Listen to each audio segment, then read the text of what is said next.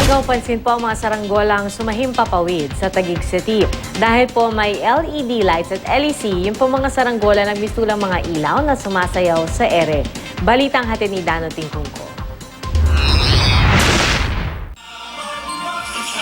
Walang fireworks o pailaw, ni walang laser lights. Pero ang himpapawid sa bahaging ito ng Taguig, nagliwanag. At sa maniwalat kayo't hindi, dahil yan sa mga high-tech na saranggola na may mga nakakabit na LED lights. DLC rin ito at remote control ng paglipad. Sa ere, mistulang Chinese dragon na sumasayaw sa saliw ng mga tugtuging pamasko ang mga saranggola na likha ng grupong Go Fly Kite ng Singapore. 12 taon na raw nagpapalipad ang grupo ng makukulay na saranggola sa iba't ibang bansa. The kites are actually made of polyester, so it's one of the parachute materials. So it's actually very light. You can actually hold it. Okay. Yeah, the kites are actually protected by the front bar, the protection bar. So when you crash on impact, these bricks or actually our propeller also is flexible. Okay. So when you crash, it's not a problem.